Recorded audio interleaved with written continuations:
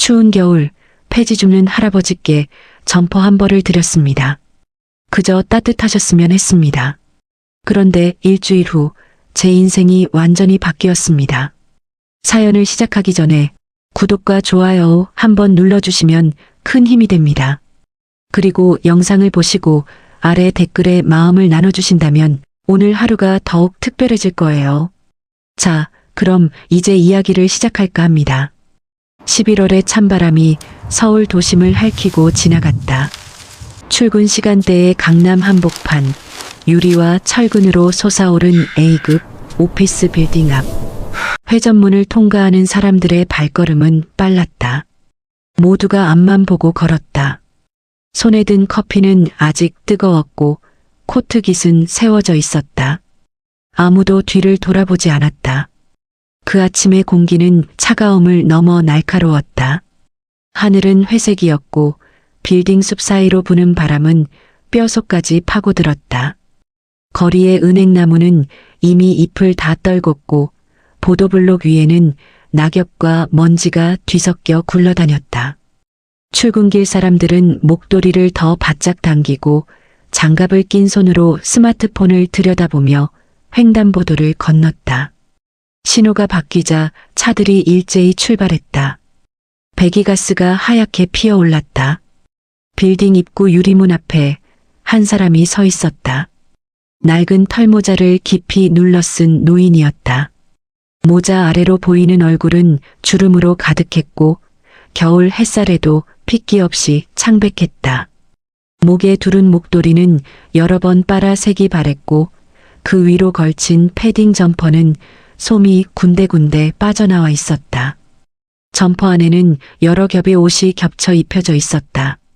스웨터 위에 조끼, 그 위에 또 다른 점퍼.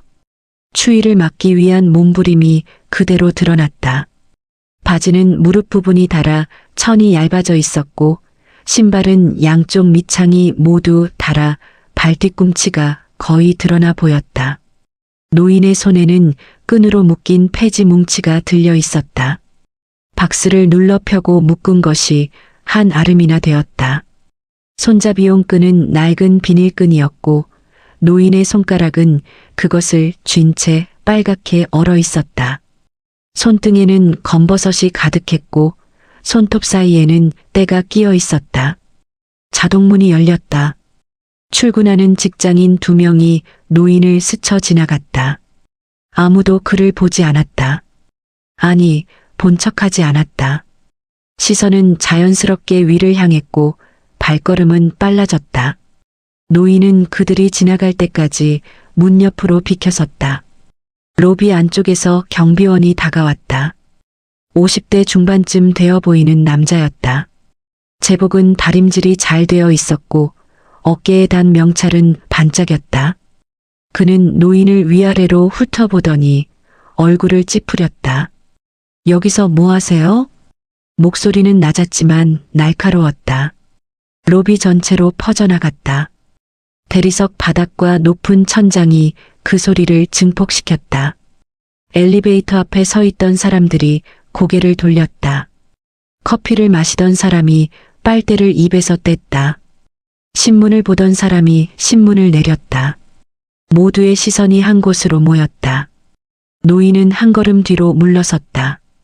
폐지 뭉치가 바닥에 닿으며 둔탁한 소리를 냈다. 저기 혹시... 노인의 목소리는 작았다. 떨렸다. 마치 자신이 여기 있어서는 안 되는 사람이라는 것을 이미 알고 있는 듯한 목소리였다. 혹시 분실물 센터가 어디 있나 해서요. 경비원의 표정은 굳었다.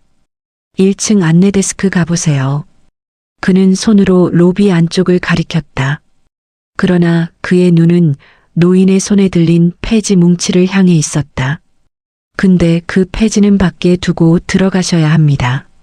노인이 고개를 끄덕였다. 천천히 조심스럽게. 죄송합니다. 그는 다시 유리문 밖으로 나갔다. 자동문이 닫혔다.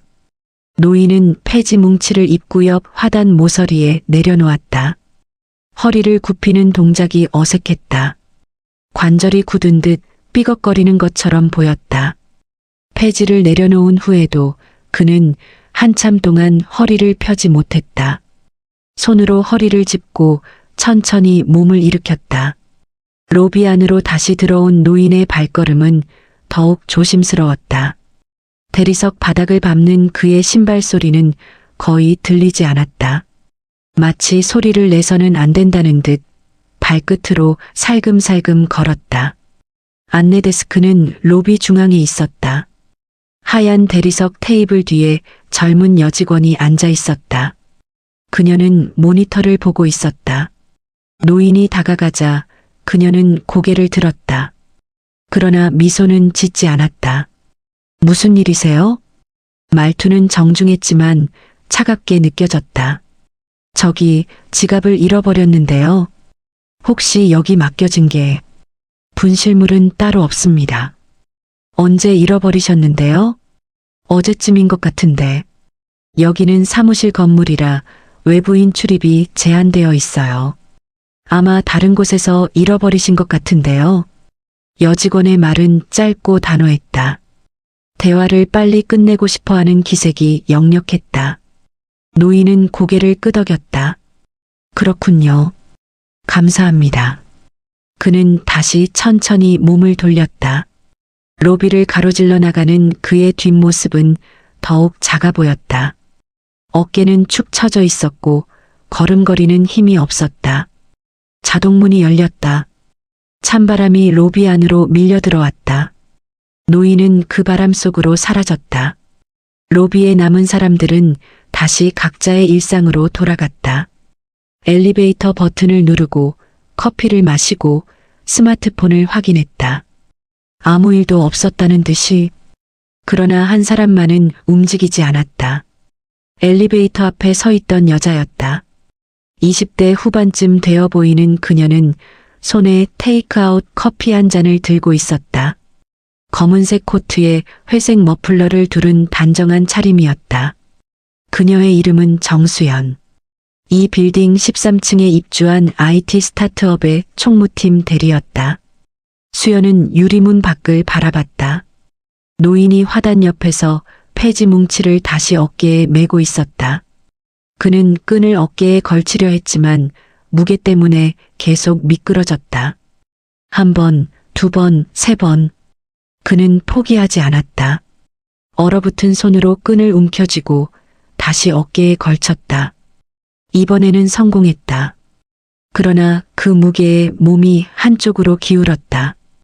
노인은 균형을 잡으려 비틀거렸다. 수연의 손이 움직였다. 엘리베이터 버튼을 누르려던 손이 멈췄다. 그녀는 잠시 망설이다가 몸을 돌렸다. 로비를 가로질러 유리문으로 향했다. 그녀의 발걸음은 빨랐다. 밖으로 나가자 찬바람이 얼굴을 때렸다. 수연은 눈을 가늘게 뜨고 노인을 향해 걸었다. 노인은 이미 몇 걸음 떨어진 곳에 있었다. 폐지 뭉치를 어깨에 맨 채 천천히 걷고 있었다. 발을 질질 끄는 듯한 걸음이었다. 저기요. 수연의 목소리에 노인이 멈춰섰다. 천천히 고개를 돌렸다. 그의 얼굴에는 놀람과 경계심이 동시에 떠올랐다. 수연은 숨을 고르며 그에게 다가갔다. 그녀의 손에 들린 커피 잔에서는 아직 김이 올라오고 있었다. 혹시? 수연은 말을 잇지 못했다. 무슨 말을 해야 할지 몰랐다. 그저 그가 추울 것 같았다. 배고플 것 같았다. 힘들 것 같았다. 그래서 그냥 손을 내밀었다. 이거라도 드세요. 따뜻한 거요. 노인은 수연이 내민 커피를 바라봤다. 그리고 천천히 고개를 저었다. 아닙니다. 괜찮습니다. 그의 목소리는 여전히 작았다. 하지만 조금 전보다는 덜 떨렸다. 저 벌써 한 잔 마셨어요. 이거 그냥 버리려던 거예요. 거짓말이었다. 수연은 아직 한 모금도 마시지 않았다. 컵 뚜껑도 따지 않았다. 그러나 그녀는 자연스럽게 웃으며 커피를 노인의 손 가까이에 갖다 댔다. 노인은 잠시 망설였다. 그의 시선이 커피와 수연의 얼굴을 오갔다. 수연의 눈빛에는 진심이 담겨 있었다. 동정이 아니었다.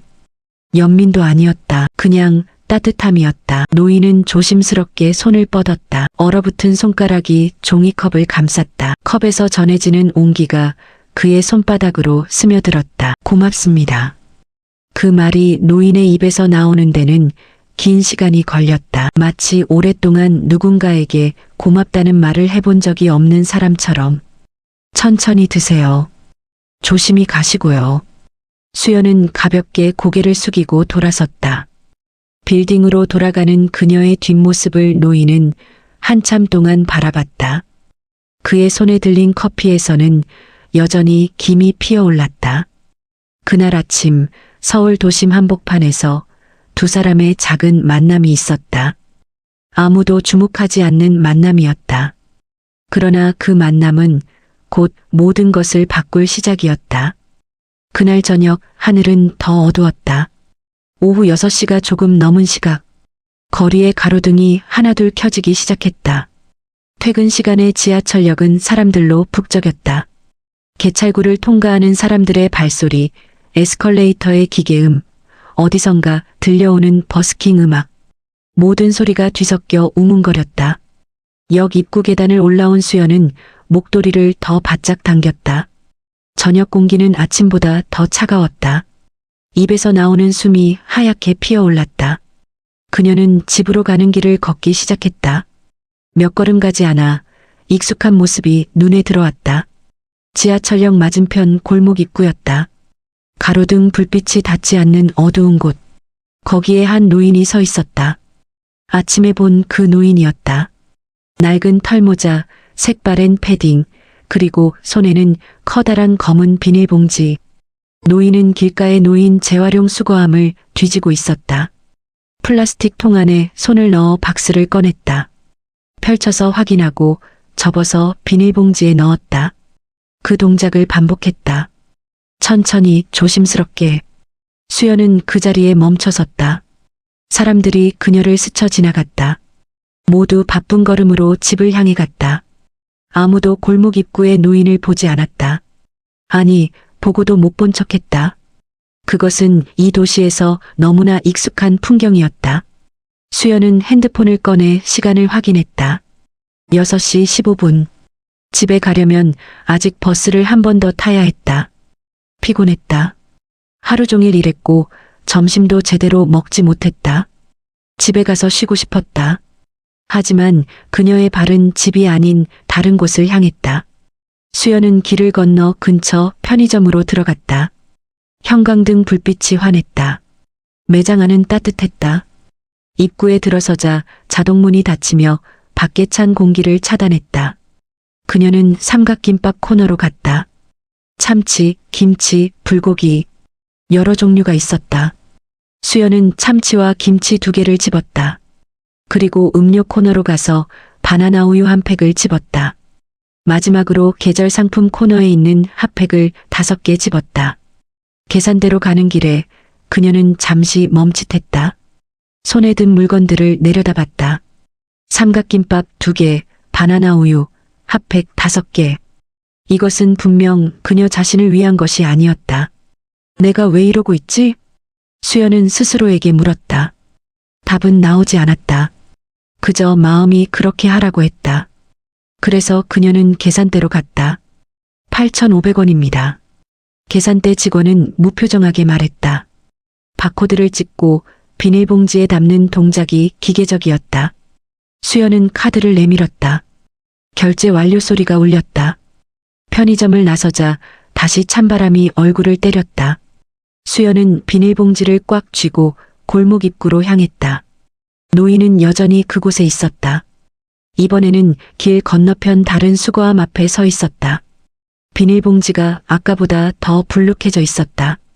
폐지가 제법 모인 모양이었다. 저기요. 수연의 목소리에 노인이 몸을 돌렸다.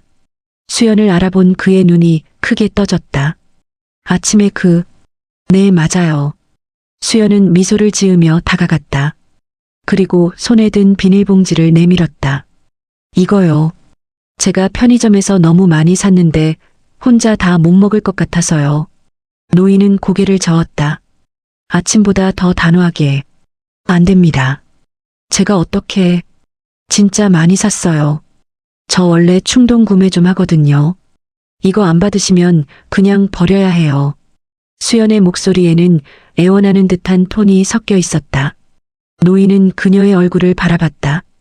젊은 여자의 얼굴에는 진심이 담겨 있었다. 거짓말을 하고 있다는 것을 노인도 알았다. 하지만 그 거짓말은 따뜻했다. 한참의 침묵 끝에 노인은 조심스럽게 비닐봉지를 받았다. 봉지는 생각보다 가벼웠다. 하지만 노인의 손은 떨렸다. 제 이름은 정수연이에요. 수연이 먼저 자신을 소개했다. 할아버지 성함은 어떻게 되세요? 노인은 잠시 뜸을 들였다. 마치 자신의 이름을 말해도 되는지 망설이는 것처럼. 그리고 나직하게 대답했다. 박인수라고 합니다. 박인수 할아버지시군요. 앞으로 자주 뵐 것 같은데 인사하고 지내요. 고맙습니다. 정말 고맙습니다. 박인수 노인의 목소리가 잠깐 갈라졌다.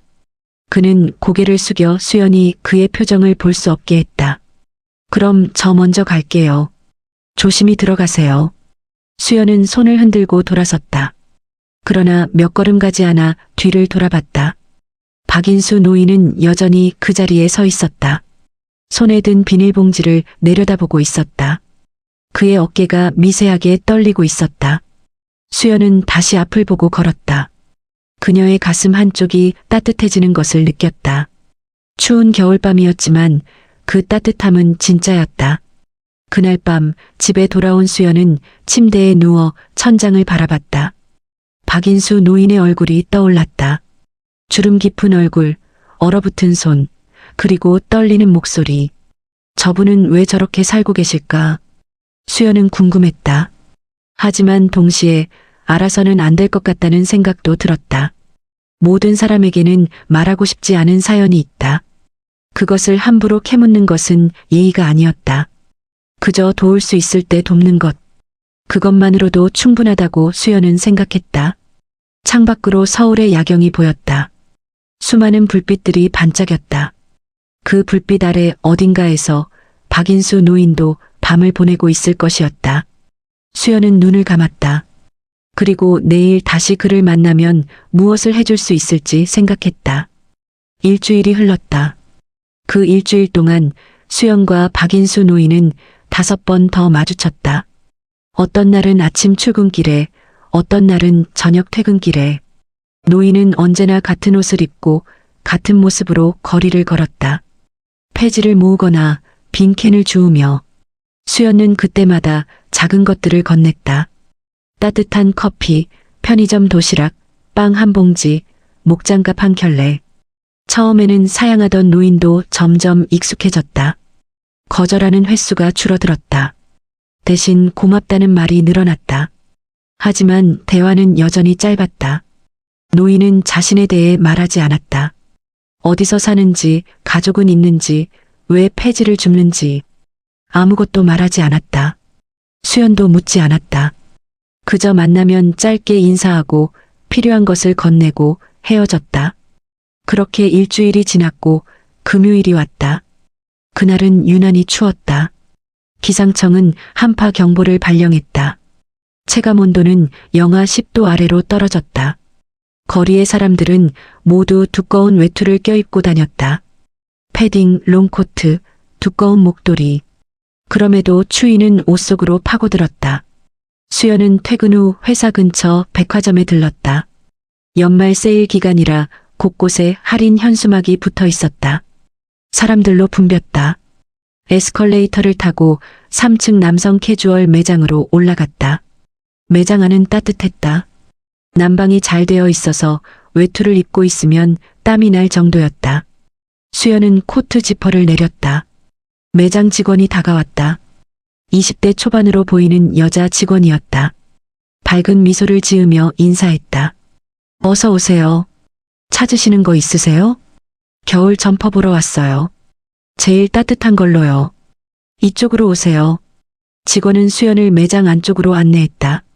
벽면에 여러 종류의 점퍼가 걸려 있었다.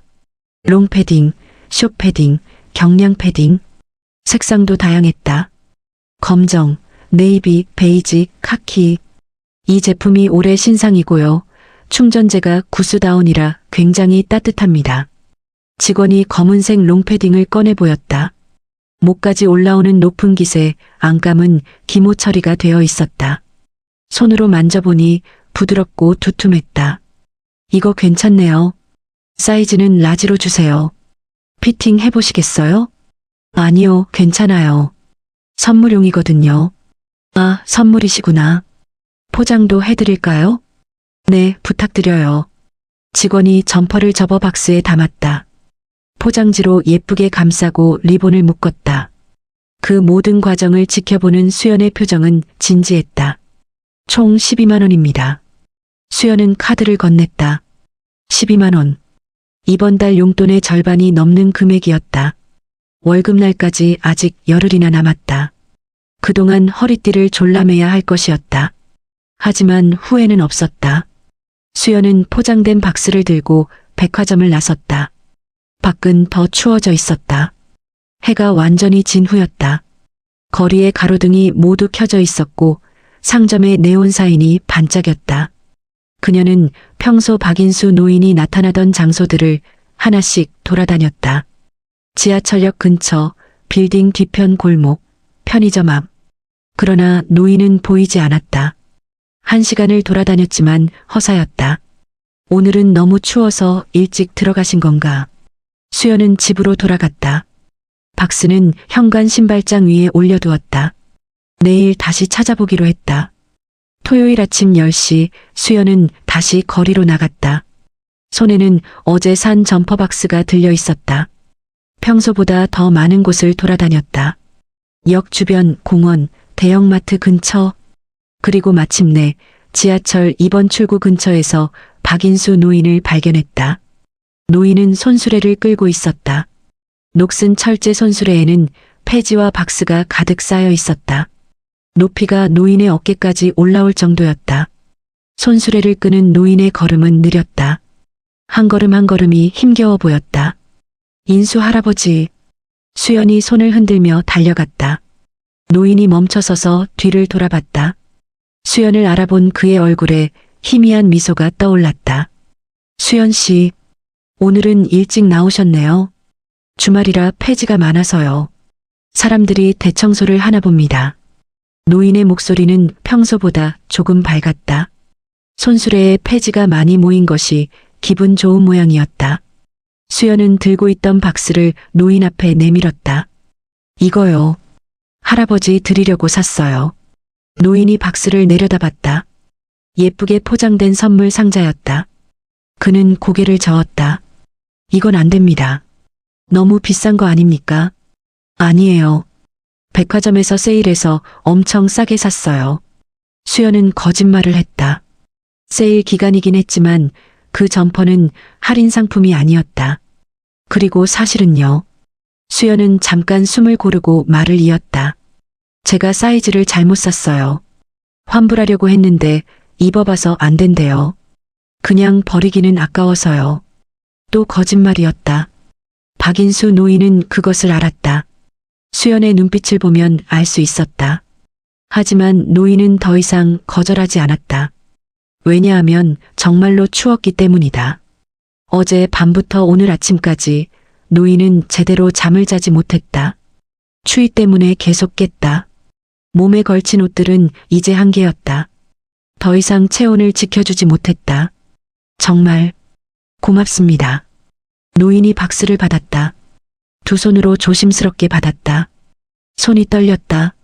수연 씨, 제가 이렇게 받기만 해서 괜찮아요. 저도 기분 좋은 일이에요. 할아버지 따뜻하게 입으시는 거 보면 제가 더 기쁠걸요. 수연의 미소는 진심이었다. 노인은 그 미소를 보며 무언가 말하려 했지만 입을 다물었다. 말하고 싶은 것이 있었다. 하지만 할 수 없었다. 그럼 저는 갈게요. 할아버지, 감기 조심하세요. 수연은 손을 흔들고 돌아섰다. 노인은 그녀의 뒷모습이 모퉁이를 돌아 사라질 때까지 지켜봤다. 그리고 손에 든 박스를 내려다봤다. 리본이 묶인 포장지가 햇빛에 반짝였다. 노인은 조심스럽게 포장을 풀었다. 박스를 열었다. 안에서 검은색 롱패딩이 나왔다. 두툼했다. 무거웠다. 따뜻해 보였다. 박인수 노인은 한참 동안 그 점퍼를 바라봤다. 그리고 천천히 입었다. 팔을 소매에 넣고 지퍼를 올렸다. 점퍼가 몸을 감쌌다. 따뜻했다. 정말로 따뜻했다. 노인의 눈가가 촉촉해졌다. 그는 고개를 숙였다. 아무도 보지 않는 거리 한복판에서 그는 조용히 눈물을 닦았다. 그날 이후 박인수 노인은 그 점퍼를 매일 입고 다녔다. 낡은 옷들 위에 새 점퍼를 걸쳤다. 폐지를 주울 때도 손수레를 끌 때도 언제나 그 점퍼를 입었다. 수연은 가끔 멀리서 그 모습을 봤다. 그럴 때마다 가슴이 뿌듯했다. 자신이 한 작은 일이 누군가에게 진짜 도움이 되고 있다는 것. 그것만으로도 충분했다. 월요일 아침 회사에 이상한 소문이 돌았다. 오늘 큰 손님 오신대. 누구? 우리 회사 투자자래. 그것도 최대 투자자. 총무팀 사무실은 술렁였다. 평소 조용한 스타트업이었다. 투자자들은 보통 분기별 보고서로만 소통했다. 직접 방문하는 경우는 거의 없었다. 갑자기 왜 오시는 거래? 글쎄, 투자 더 하시려나 아니면 빼시려나. 직원들의 얼굴에는 불안감이 어려 있었다. 투자자의 갑작스러운 방문은 보통 좋은 신호가 아니었다. 수연은 자리에 앉아 컴퓨터를 켰다. 월요일 아침은 언제나 바빴다. 주말 동안 밀린 메일을 확인하고 이번 주 일정을 정리해야 했다. 그런데 창밖이 소란스러웠다. 야, 저거 봐. 동료 직원이 창가를 가리켰다. 수연도 자리에서 일어나 창문으로 다가갔다. 13층에서 내려다본 빌딩 앞 광장. 거기에 검은색 고급 승용차들이 줄지어 서 있었다. 벤츠 S클래스 3대, 제네시스 G90 2대, 그리고 대형 SUV 1대. 모두 번호판이 깨끗하고 차체가 반들반들 빛났다. 차량마다 운전기사가 서 있었다. 검은 정장에 하얀 장갑을 낀 전문 기사들이었다. 뭐야, 재벌 회장님이라도 오시나? 아니면 대기업 임원? 직원들이 수군거렸다. 모두 창밖을 내려다보고 있었다. 그때 총무팀장이 급하게 사무실로 들어왔다. 다들 자리로 가세요. 빨리. 팀장의 목소리는 긴장되어 있었다. 손님 곧 올라오십니다. 다들 단정하게 앉아 계세요. 컴퓨터 앞에서 일하는 모습 보여드려야 해요. 직원들은 황급히 자리로 돌아갔다. 책상을 정리하고 옷매무새를 고쳤다. 사무실 안에 긴장감이 감돌았다. 5분쯤 지났을까? 사무실 문이 열렸다. 먼저 정장을 입은 중년 남자 2명이 들어왔다. 비서실장과 전무로 보였다. 그 뒤로 젊은 남자가 따라 들어왔다. 그리고 마지막으로 한 노인이 천천히 걸어 들어왔다. 수연의 숨이 멎었다. 박인수였다. 아니, 박인수 할아버지였다. 그런데 지금의 모습은 전혀 달랐다. 깔끔하게 다려진 회색 정장, 하얀 셔츠에 은색 넥타이, 광택나는 검은 구두, 손목에는 명품 시계가 차 있었다. 머리는 단정하게 뒤로 넘겨져 있었고 얼굴에는 위험이 서려 있었다. 폐지를 줍던 그 노인이 아니었다. 거리를 떠돌던 그 모습이 아니었다. 지금 눈앞에 서 있는 사람은 완전히 다른 사람이었다. 대표이사가 황급히 자리에서 일어나 맞이했다. 회장님, 어서 오십시오. 멀리서 오시느라 고생 많으셨습니다. 회장. 그 단어가 사무실 전체에 울렸다. 직원들이 일제히 일어나 고개를 숙였다. 앉으세요, 다들. 편하게 계세요. 박인수 회장의 목소리였다. 그러나 일주일 전 그 떨리던 목소리가 아니었다. 낮고 안정적이며 무게가 있었다. 명령이 아니라 배려처럼 들렸지만 그 안에는 권위가 담겨 있었다. 직원들은 다시 자리에 앉았다. 하지만 아무도 편하지 않았다. 박인수 회장은 천천히 사무실을 둘러봤다. 그의 시선이 직원들의 책상을 하나씩 훑었다. 컴퓨터 모니터, 서류, 업무 환경, 모든 것을 관찰했다. 그리고 수연과 눈이 마주쳤다. 회장의 시선이 잠깐 멈칫했다. 1초도 안 되는 짧은 순간이었다. 그러나 수연은 느꼈다. 그가 자신을 알아봤다는 것을. 하지만 회장은 곧 시선을 돌렸다. 마치 처음 보는 사람처럼. 여러분, 고생이 많으십니다. 회장이 입을 열었다. 이 회사에 투자한 지 2년이 됐습니다. 그동안 한 번도 직접 방문하지 못했네요. 오늘은 여러분이 일하는 모습을 직접 보고 싶어서 왔습니다. 그의 말투는 부드러웠다. 하지만 그 부드러움 뒤에는 예리함이 숨어 있었다. 대표이사가 회의실을 안내했다. 박인수 회장과 임원들이 회의실로 들어갔다. 문이 닫혔다. 사무실에 남은 직원들은 한동안 말이 없었다. 그저 서로의 얼굴만 바라봤다. 저분이 우리 회사 최대 주주시래. 재벌이신가 봐. 차 좀 봤어? 목소리 진짜 카리스마 있더라. 직원들이 속삭였다. 수연은 아무 말도 하지 못했다. 그저 멍하니 회의실 문을 바라볼 뿐이었다. 손이 떨렸다. 심장이 빠르게 뛰었다. 머릿속이 복잡했다. 왜 그러신 거지? 박인수 회장은 왜 폐지를 주었을까? 왜 거리를 떠돌았을까? 왜 자신이 누구인지 말하지 않았을까? 왜 자신이 준 점퍼를 받았을까? 질문들이 꼬리에 꼬리를 물고 이어졌다. 하지만 답은 나오지 않았다. 회의는 1시간 넘게 진행됐다. 그 시간 동안 수연은 업무에 집중할 수 없었다. 자판을 두드리는 척했지만 화면에 쓰인 글자는 아무 의미가 없었다. 회의실 문이 열렸다. 박인수 회장이 임원들과 함께 나왔다. 대표이사의 표정은 밝았다. 회의가 잘 끝난 모양이었다. 투자 확대 감사드립니다, 회장님. 이 회사가 잘 될 거라 믿습니다. 직원분들 계속 잘 부탁드립니다. 박인수 회장이 사무실 직원들을 향해 고개를 숙였다. 직원들도 황급히 일어나 인사했다. 회장 일행이 사무실을 나갔다. 문이 닫혔다. 긴장의 끈이 풀리자 직원들은 한숨을 내쉬었다. 휴, 다행이다. 투자 더 하신대. 우리 회사 이제 대박 나는 거 아니야? 그러게. 회장님 되게 좋은 분 같던데. 직원들은 안도하며 다시 일상으로 돌아갔다. 점심시간이 가까워지자 누가 뭘 먹을지 이야기하기 시작했다. 하지만 수연은 여전히 자리에 앉아 움직이지 못했다. 창밖을 바라봤다. 아래 광장에서 검은 차들이 하나둘 출발하기 시작했다. 긴 차량 행렬이 빌딩을 빠져나갔다. 그 차 안 어딘가에 박인수 회장이 타고 있을 것이었다. 수연의 눈에서 뜨거운 것이 흘렀다. 그녀는 재빨리 눈을 닦았다. 왜 눈물이 나는지 스스로도 알 수 없었다. 슬픔도 아니었다. 배신감도 아니었다. 그저 혼란스러웠다. 그리고 왠지 모를 상실감이 밀려왔다. 자신이 도왔다고 생각했던 사람이 사실은 도움이 필요 없는 사람이었다. 자신의 선의가 어쩌면 무의미했을지도 모른다는 생각. 그 생각이 수연을 아프게 했다. 그날 저녁 수연은 회사를 떠날 수 없었다. 퇴근 시간이 지났다. 다른 직원들은 모두 집으로 갔다. 사무실에는 수연만 남았다. 모니터는 켜져 있었지만 화면을 보고 있지 않았다.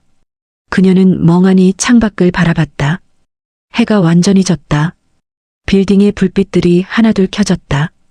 거리의 가로등도 켜졌다. 하지만 수연의 마음은 여전히 어두웠다. 왜 그러신 걸까?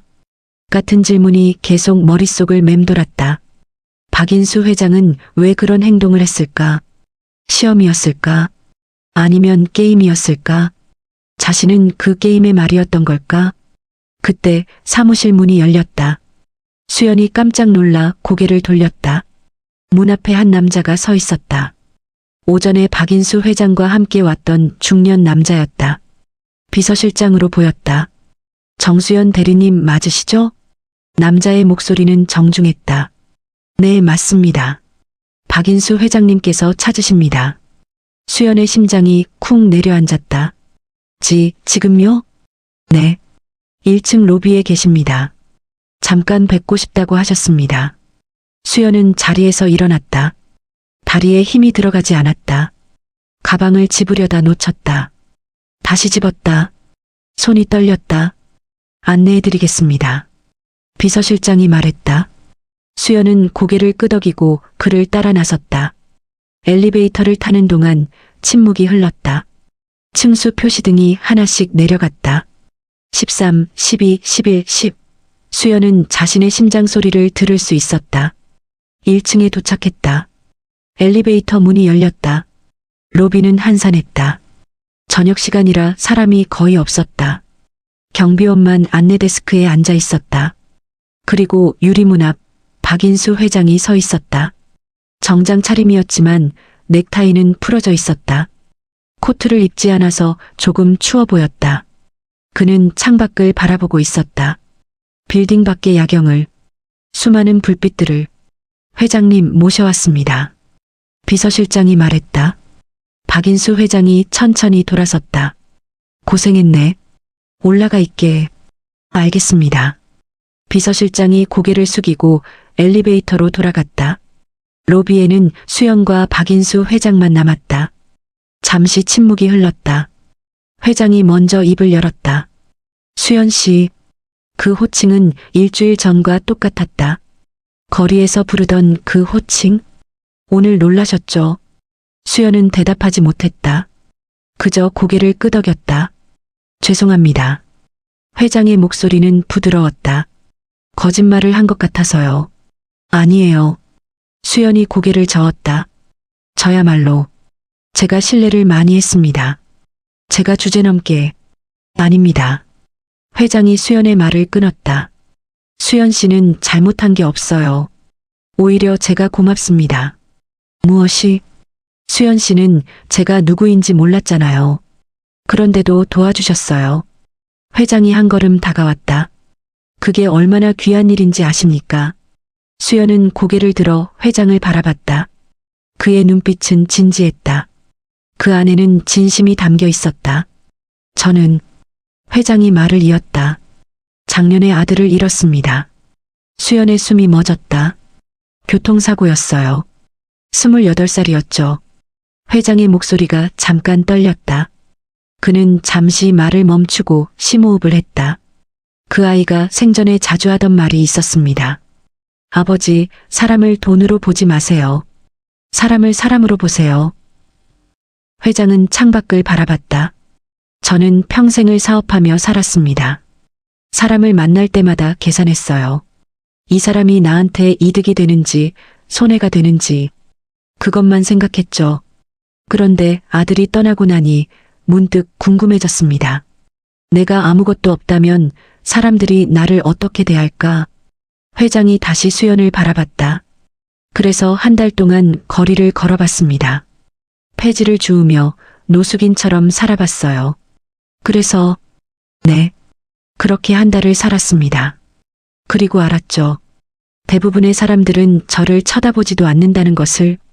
어떤 사람들은 저를 무시했고 어떤 사람들은 불쌍하게 봤어요. 어떤 사람들은 저를 피했죠.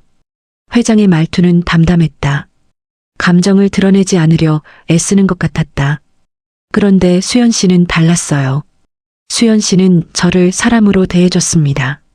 불쌍해서도 아니고 무시해서도 아니고 그냥 사람으로요. 회장이 미소 지었다. 그 미소는 슬픔과 감사가 섞여 있었다. 아들이 말했던 그 사람을 수연 씨한테서 봤습니다. 수연의 눈에 눈물이 고였다.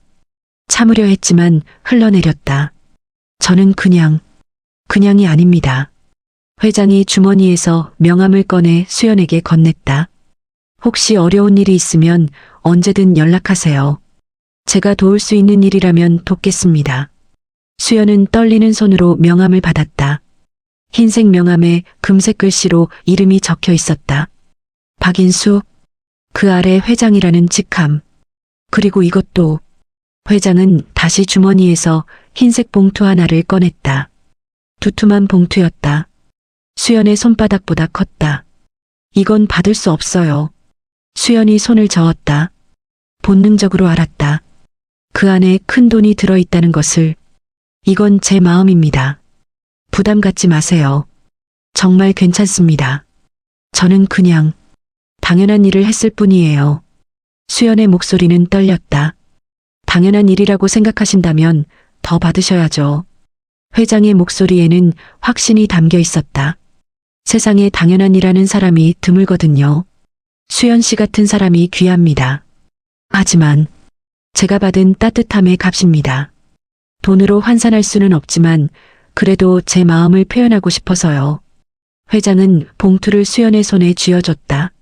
수연은 거부할 수 없었다. 회장의 눈빛이 너무 간절했기 때문이다. 고맙습니다, 수연 씨. 진심으로. 회장이 깊게 고개를 숙였다. 70대 노인이 재벌 회장이 20대 직장인에게 허리를 굽혔다. 수연은 당황해서 황급히 인사했다. 아니에요, 제가 오히려. 부디 그 따뜻함을 잃지 마세요. 세상이 차갑게 느껴질 때도 수연 씨만큼은 따뜻하길 바랍니다. 회장이 몸을 일으켰다. 그리고 조용히 미소 지었다. 그 미소는 축복 같았다. 수연은 아무 말도 할 수 없었다. 그저 눈물만 흘렀다. 회장은 천천히 로비를 나섰다. 유리문이 열렸다. 밖에서 검은 차가 대기하고 있었다. 기사가 차 문을 열었다. 회장이 차에 올랐다. 문이 닫혔다. 차가 출발했다. 수연은 그 차가 시야에서 사라질 때까지 서 있었다. 손에 든 봉투가 무거웠다. 하지만 그 무게는 돈의 무게가 아니었다. 어떤 책임의 무게였다. 그날 밤 집에 돌아온 수연은 봉투를 열었다. 안에는 수표가 들어 있었다. 1,000만 원. 수연은 그 수표를 한참 동안 바라봤다. 그리고 책상 서랍 깊숙이 넣어두었다. 당장 쓸 생각은 없었다. 이 돈을 어떻게 써야 할지 천천히 생각해 보기로 했다. 창밖으로 서울의 밤이 보였다. 수많은 불빛들이 깜빡였다. 그 불빛 아래 어딘가에서 추위에 떠는 사람들이 있을 것이었다. 배고픈 사람들이 있을 것이었다. 외로운 사람들이 있을 것이었다. 수연은 생각했다. 자신이 받은 이 따뜻함을 어떻게 다른 사람에게 전할 수 있을까? 일주일 후 수연은 결심했다. 그 일주일 동안 그녀는 매일 밤 고민했다. 1,000만 원이라는 돈을 어떻게 써야 할지. 혼자서 쓰기에는 너무 큰 돈이었다. 그리고 그 돈의 의미를 생각하면 함부로 쓸 수 없었다. 금요일 오후 수연은 반차를 냈다. 시내 한복판의 큰 빌딩으로 향했다. 박인수 회장의 회사 본사였다. 명함에 적힌 주소를 따라갔다. 빌딩은 거대했다.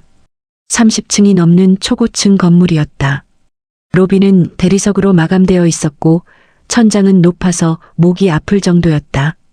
중앙에는 분수대가 있었고 그 뒤로 회사 로고가 새겨진 벽이 서 있었다. 수연은 안내 데스크로 갔다. 젊은 여직원이 미소를 지으며 맞이했다. 어떻게 오셨어요? 박인수 회장님을 뵙고 싶은데요.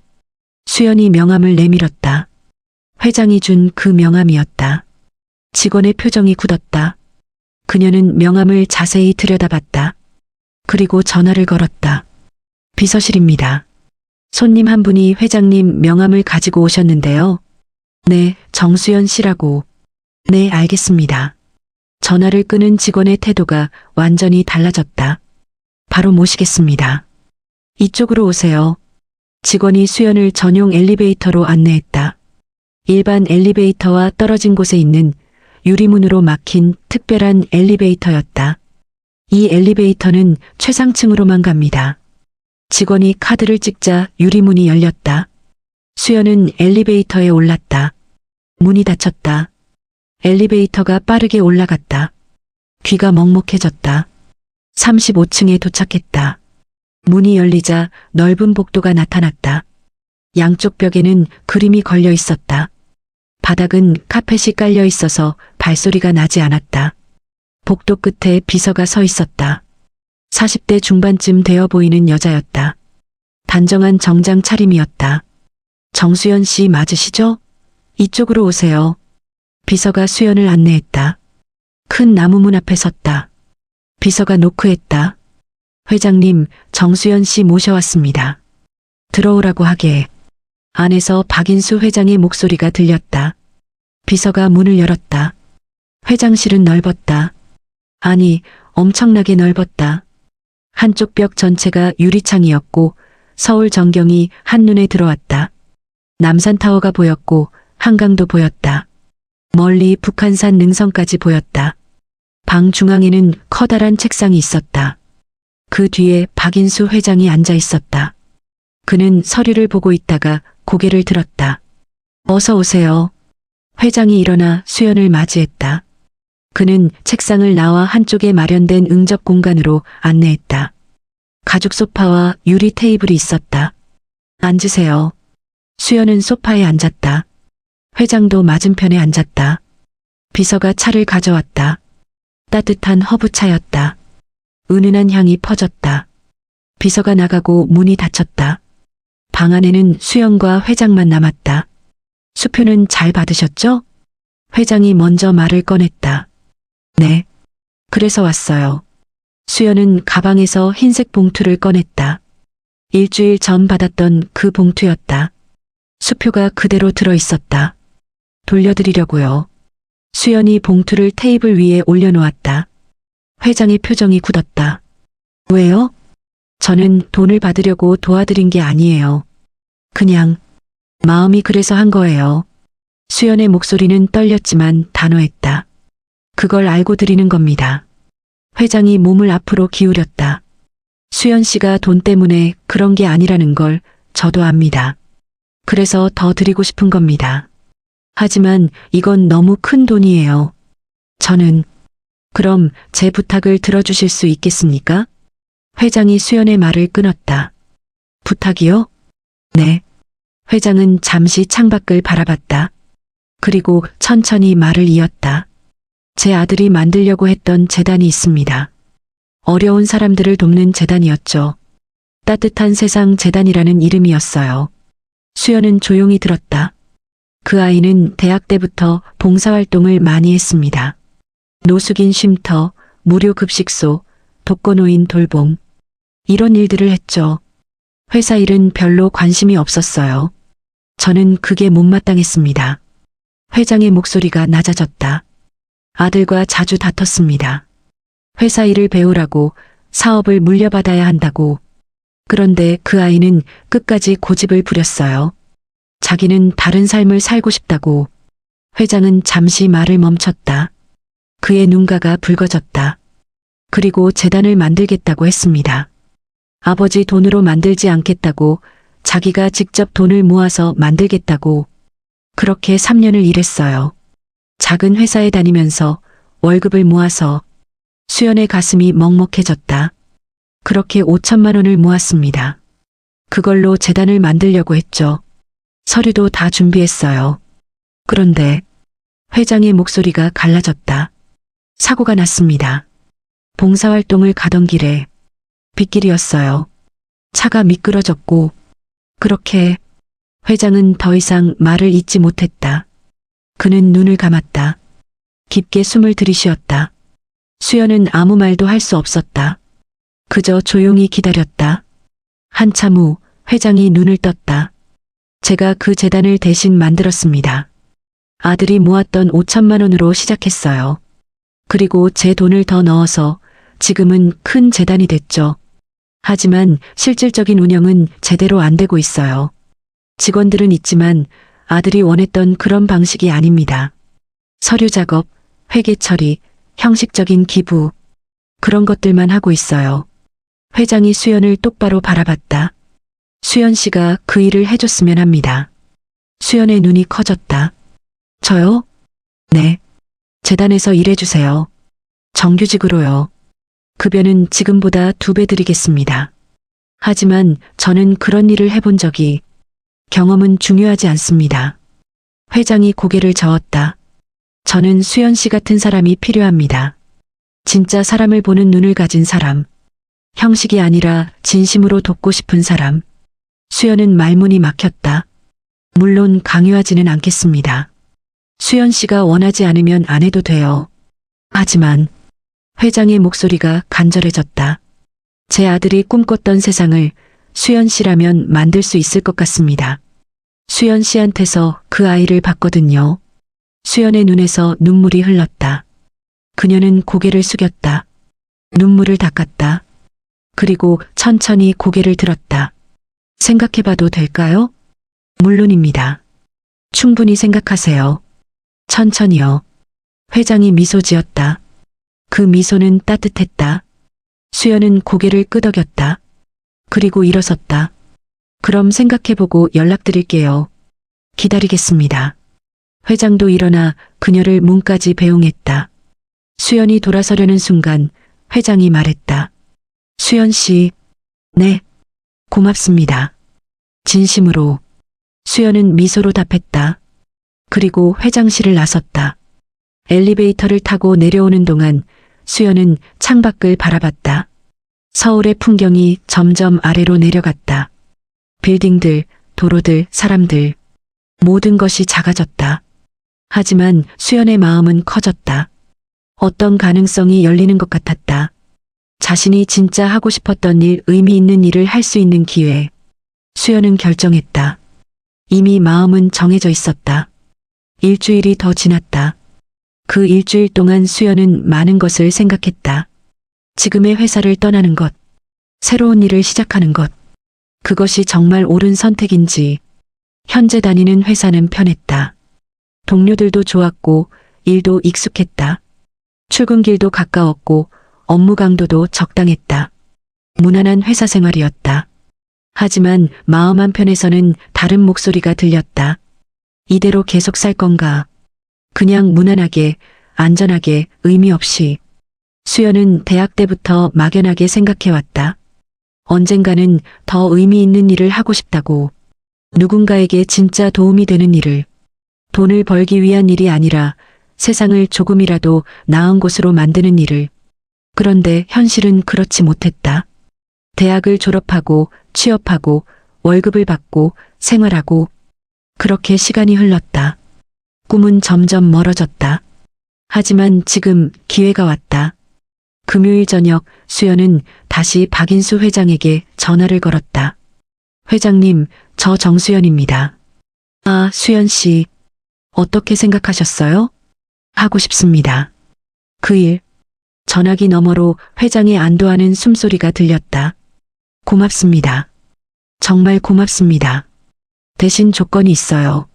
수연이 말했다. 말씀하세요. 뭐든지 들어드리겠습니다.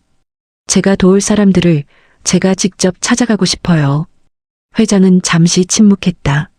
사무실에 앉아서 서류만 보는 게 아니라 거리로 나가서 직접 만나고 싶어요.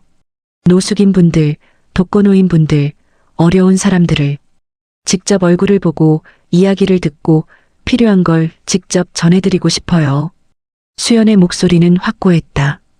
그렇게 하세요. 회장이 대답했다. 그게 맞는 방법입니다. 제 아들도 그렇게 했을 거예요. 감사합니다. 다음 주 월요일부터 출근하시면 됩니다. 위치는 비서가 문자로 보내드리겠습니다. 알겠습니다. 수연 씨, 회장의 목소리가 부드러워졌다. 제 아들을 대신해서 고맙습니다. 수연은 전화를 끊고 창밖을 바라봤다. 밤하늘에는 별이 보이지 않았다. 서울의 불빛이 너무 밝아서였다. 하지만 그 불빛 아래 어딘가에 도움이 필요한 사람들이 있었다. 수연은 결심했다. 그들을 찾아가겠다고. 진짜 도움을 주겠다고. 형식이 아니라 진심으로. 월요일 수연은 현재 회사에 사직서를 냈다. 총무팀장은 놀랐다. 갑자기 왜? 무슨 일 있어? 더 하고 싶은 일이 생겼어요. 어디로 가는데? 재단이요. 사회복지재단. 팀장은 이해할 수 없다는 표정을 지었다. 거기가 여기보다 좋아? 급여라도 더 줘? 급여는 비슷해요. 하지만 일이 더 의미 있을 것 같아서요. 팀장은 고개를 저었다. 하지만 더 이상 말리지 않았다. 동료들은 아쉬워했다. 함께 점심을 먹고 커피를 마시며 수다를 떨던 사이였다. 우리 언니 그렇게 의미 찾는 스타일이었어? 몰랐네. 가끔 연락해. 밥도 먹고. 응, 그럴게. 2주간의 인수인계 기간이 지나고 수연은 회사를 떠났다. 마지막 날 사무실을 나서며 뒤를 돌아봤다. 1년 반 동안 다녔던 회사였다. 추억이 있었다. 하지만 미련은 없었다. 새로운 시작이 기다리고 있었다. 다음 주 월요일 수연은 재단 사무실에 첫 출근했다.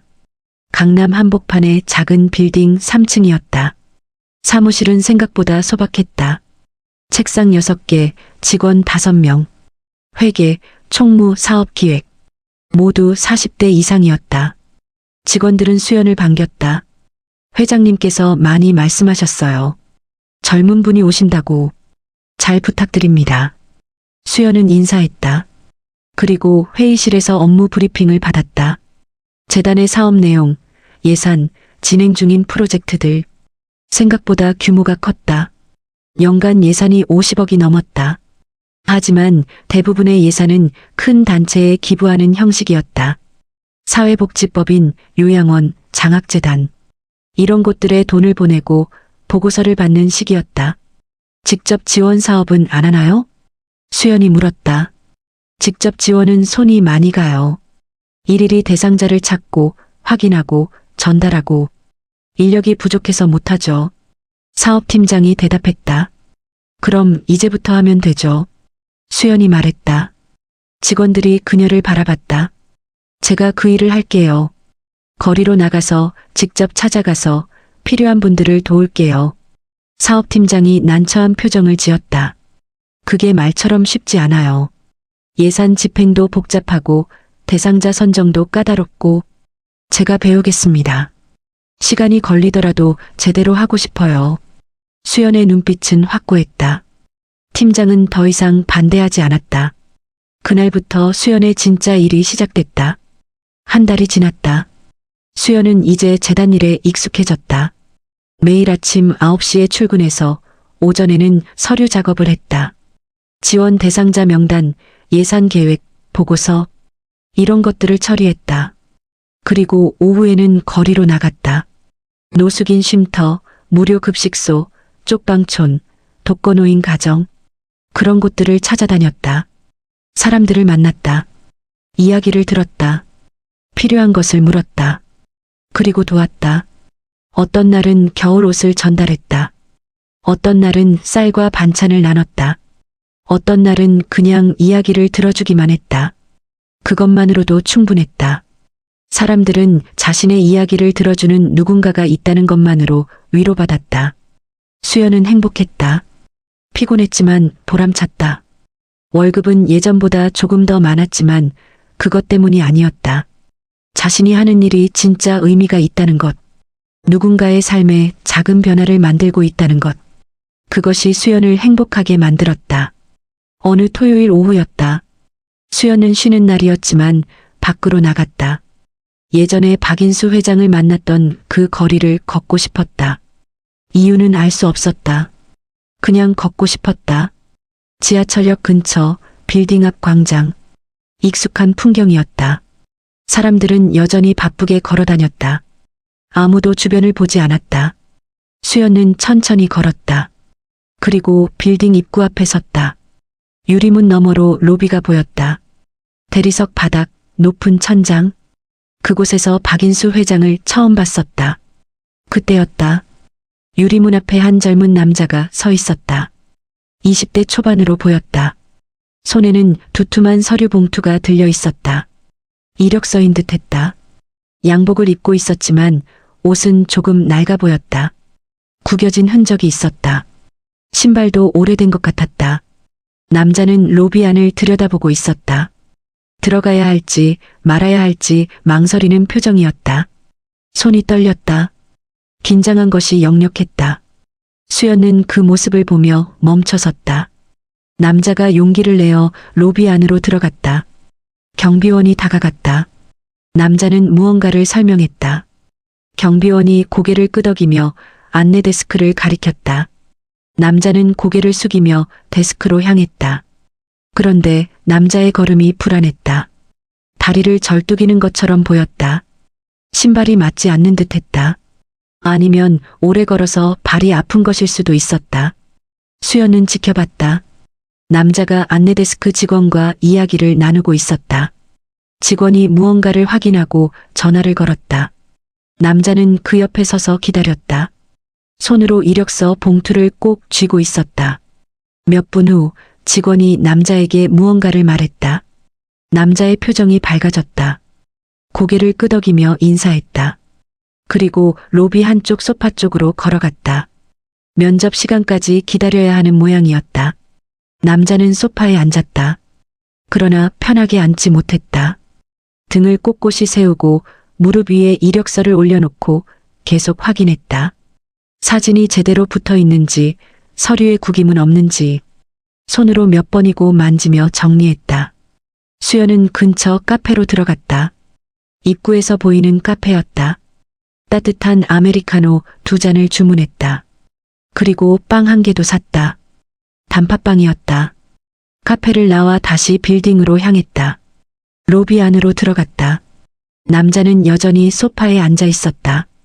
이번에는 스마트폰을 보고 있었다. 아마 면접 예상 질문을 보는 듯했다. 수연은 천천히 다가갔다. 그리고 남자 앞에 섰다. 저기요. 남자가 깜짝 놀라 고개를 들었다. 수연을 올려다봤다. 당황한 표정이었다. 면접 보시는 것 같던데요. 수연이 부드럽게 말했다. 이거 드세요. 긴장 좀 푸시라고요. 수연은 손에 든 커피 한 잔과 빵을 내밀었다. 남자는 눈을 크게 떴다. 그리고 황급히 손을 저었다. 아, 아닙니다. 괜찮습니다. 저 벌써 한 잔 마셨어요. 이거 그냥 버릴 거예요. 그리고 이 빵도 사놓고 배불러서 못 먹을 것 같아서요. 거짓말이었다. 남자도 알았다. 하지만 수연의 눈빛이 너무 따뜻해서 거절할 수 없었다. 감사합니다. 남자는 조심스럽게 커피와 빵을 받았다. 손이 떨렸다. 면접 잘 보세요. 떨지 마시고 편하게 하시면 돼요. 준비 많이 하셨을 테니까 잘하실 거예요. 수연이 환하게 웃으며 말했다. 남자의 얼굴에도 미소가 번졌다. 긴장이 조금 풀린 듯 보였다. 정말 감사합니다. 힘내세요. 수연은 손을 흔들고 로비를 나섰다. 유리문이 닫혔다. 밖으로 나오자 시원한 바람이 불었다. 수연은 잠시 멈춰서서 하늘을 올려다봤다. 구름 사이로 햇살이 비쳤다. 따뜻했다. 그녀는 다시 걷기 시작했다. 목적지는 없었다. 그냥 걷고 싶었다. 이 거리를, 이 도시를 천천히. 길 건너편에 검은색 승용차 한 대가 서 있었다. 수연은 처음에 신경 쓰지 않았다. 그냥 주차된 차인 줄 알았다. 그런데 차의 뒷좌석 창문이 살짝 내려가 있었다. 그 안에서 누군가 이쪽을 바라보고 있었다. 수연은 무심코 그쪽을 봤다. 그리고 알아봤다. 박인수 회장이었다. 차 안에 앉아서 조용히 이쪽을 바라보고 있었다. 그의 얼굴에는 미소가 있었다. 잔잔하고 평화로운 미소. 두 사람의 시선이 마주쳤다. 회장이 천천히 고개를 끄덕였다. 수연도 미소 지으며 고개를 숙여 인사했다. 아무 말도 필요 없었다. 서로가 무엇을 생각하는지 알 수 있었다. 회장의 차 창문이 천천히 올라갔다. 그리고 차가 출발했다. 조용히, 천천히. 도로로 나가 차들 사이로 섞여 들어갔다. 그리고 시야에서 사라졌다. 수연은 한참 동안 그 자리에 서 있었다. 손에는 여전히 따뜻한 커피 한 잔이 들려 있었다. 자신이 마시려고 산 것. 그녀는 커피를 한 모금 마셨다. 따뜻했다. 입안으로, 목으로, 가슴으로 그 온기가 퍼져 내려갔다. 주변을 둘러봤다. 빌딩들, 사람들, 차들. 모두가 바쁘게 움직이고 있었다. 각자의 삶을 살고 있었다. 누군가는 출근하고, 누군가는 퇴근하고, 누군가는 면접을 보고, 누군가는 친구를 만나러 가고, 그 수많은 삶들 속에 어려움을 겪는 사람들이 있었다. 추위에 떠는 사람, 배고픈 사람, 외로운 사람, 지친 사람, 그리고 그들을 돕는 사람들도 있었다. 작은 친절을 베푸는 사람, 따뜻한 말 한마디를 건네는 사람, 곁에 있어주는 사람. 수연은 그런 사람 중 하나가 되기로 했다. 아니, 이미 그런 사람이 되어 있었다. 그녀는 다시 걸었다. 천천히 확고하게. 거리의 찬바람이 얼굴을 스쳤지만 가슴속은 따뜻했다. 저 멀리 지하철역 입구 근처에서 누군가가 폐지를 줍고 있었다. 허리가 굽은 노인이었다. 수연은 그쪽으로 방향을 틀었다. 해가 기울고 있었다. 오후의 햇살이 빌딩 사이로 비스듬히 들어왔다. 거리의 그림자가 길어졌다. 하지만 그 그림자 속에서도 빛은 있었다. 수연은 걸었다. 노인을 향해, 누군가를 향해, 내일을 향해. 그녀의 손에 든 커피에서는 여전히 김이 피어올랐다. 그 작은 온기가 천천히 세상으로 퍼져나가고 있었다.